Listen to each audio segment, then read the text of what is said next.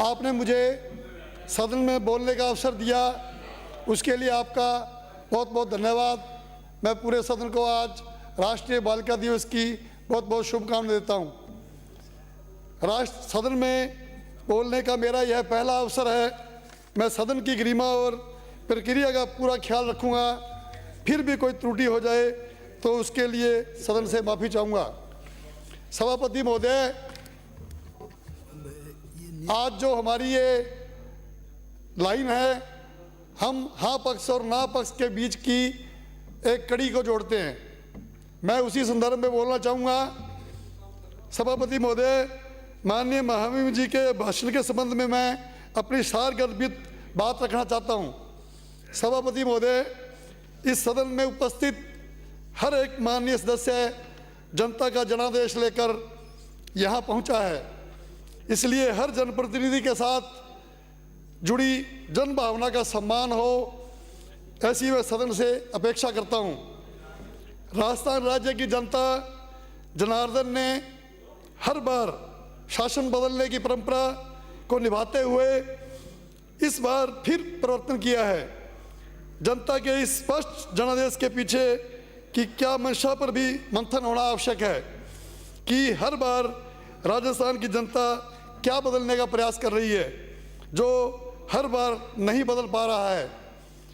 चाहे कांग्रेस की सरकार हो या भाजपा की सरकार हो, मैं समझता हूँ सभी सरकारें बेहतर करने का ही प्रयास करती होंगी, लेकिन गौरतलब है कि जो भी प्रयास रहे होंगे मुकम्मल नहीं रहे होंगे। तभी राजस्थान की राज्य की जनता जनार्दन संतुष्ट नहीं है। दोनों बड़े राजनीतिक दलों ने अपनी पार्टी पॉलिसी के आधार पर चुनाव लड़ा, लेकिन कुछ सीटें ऐसी भी रही जहां दोनों बड़े दलों के उम्मीदवारों को जनता जनार्दन ने अस्वीकार किया, जिससे यह बात स्पष्ट है कि पार्टी पॉलिसी से दिगर स्थानीय मुद्दे भी जनता के लिए महत्वपूर्ण होते हैं, जिनकी उपेक्षा हो रही है। आपकी बात को आगे बढ़ाते हुए इस युग की अयोध्या की ओर भी ध्यान आकर्षित करना चाहूँगा। अयोध्या में रामलला की प्रतिमा की प्राण प्रतिष्ठा के अवसर पर पूरा भारतवर्ष राममय हो गया है, जो राष्ट्र की जनता की मर्यादा पुरुषोत्तम राम में आस्था का स्पष्ट प्रमाण है। और साथ ही हम सभी राष्ट्र भक्तों की राष्ट्र में राम राज्य की परिकल्पना की भी जोर पकड़ रही है। और जब मैं आम जन के परिकल्पित राम राज्य की बात करता हूँ, तो इस राम राज्य में महिलाओं के प्रति यौन अपराध की कल्पना नहीं है, युवा अवैध नशे की गिरफ्त में नहीं है, जहाँ आम जन पुलिस से भयभीत न है। सरकारी योजनाओं का उद्देश्य अंतिम छोर पर बैठे जरूरतमंद को लाभान्वित करना है, न कि अप्रत्यक्ष रूप से केवल और केवल मात्र राजनीतिक महत्वाकांक्षा। सभापति महोदय, राम राज्य के क्या मायने हैं ये तो मैं नहीं जानता, लेकिन ये जरूर कह सकता हूँ कि एक भय और भ्रष्टाचार मुक्त समाज राम राज्य से कम नहीं होगा।